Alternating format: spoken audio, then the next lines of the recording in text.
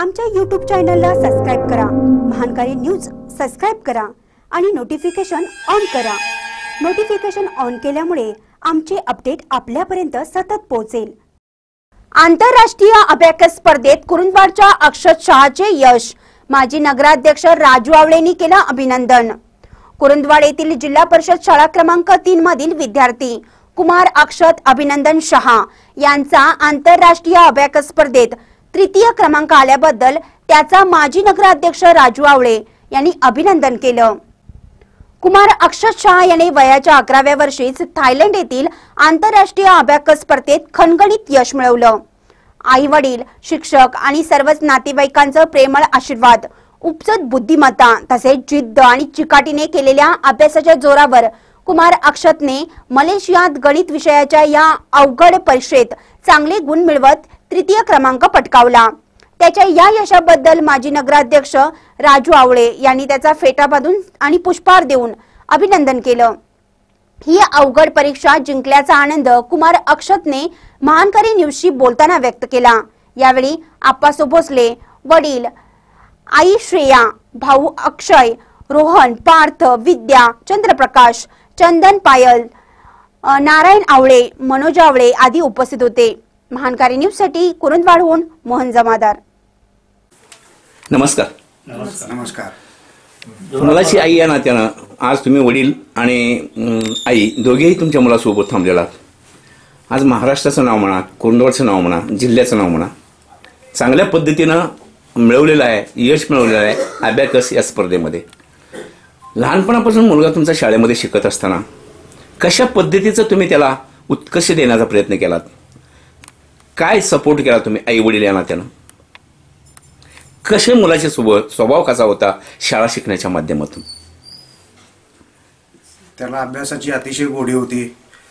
त्याला आम्ही सुरुवातीपासून अभ्यासामध्ये भरपूर प्रोत्साहन दिलं। त्याला ट्युशनसाठी इचलकरंजीला 6 महिने घेऊन गेलो।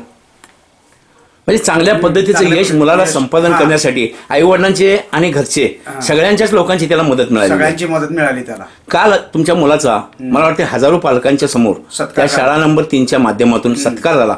हा सत्कार पाहत असताना तुमच्या मनाला काय वाटलं?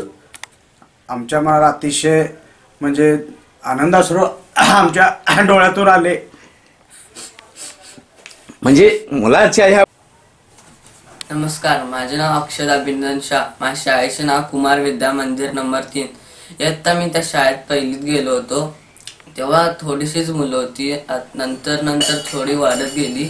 आता स्कूलचा पट आहे 1100च्या आसपास। मी इयत्ता 6वी मध्ये अबॅकस मध्ये जॉईन झालो होतो। तेव्हा आमचे क्लास टीचर पृथ्वी ऑटोमोबाईल शॉपिंग मधले मिसेस, त्यांचं नाव राधिका चव्हाण हे होते। त्यानंतर थोडी माझी स्पीड वाढत गेली मॅथ्स मध्ये आणि अबॅकस ही स्पर्धा मॅथ्ससाठी आहे। मॅथ्स आपलं फास्ट होतं आणि सेकंड ब्रँड पण ॲक्टिवेट होतो। कशा पद्धतीची परीक्षा तू देत असताना सुरुवातीला कुठं प्रवेश घेतलास? कुठं ही परीक्षा सुरुवात झाली तुझी?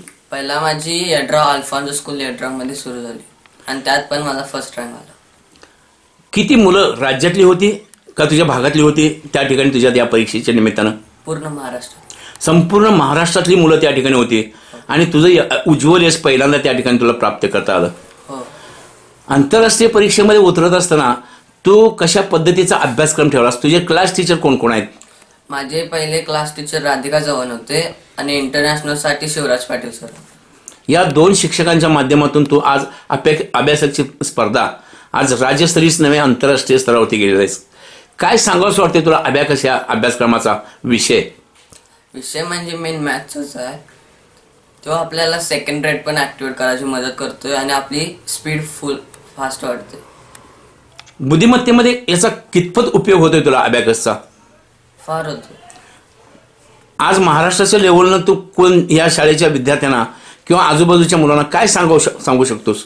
तुम्ही पण अबॅकस मध्ये बसा, तुमची पण स्पीड वाढू दे, सेकंड ब्रँड ऍक्टिवेट होऊ दे असं सांगू वाटतंय। बा हे करत असताना तुझ्या या अभ्यासक स्पर्धेमध्ये किंवा तुझ्या या शाळेच्या उत्तेजनार्थ कुणी तुला मदत केली? पहिला माझे आई वडील आणि स्कूलचे principal sir Ravikumar Patil sir आणि सर्व शिक्षक स्टाफ यांची खूप मदत मिळाली। आणि यांच्या मदतीनंच तुझे हे पुढचे पाऊल अभ्यासासाठी निर्माण झाले. कधी तुला शाळेतल्या विद्यार्थ्यांनी तुझ्या मित्रांनी कधी मदत केली का यामध्ये?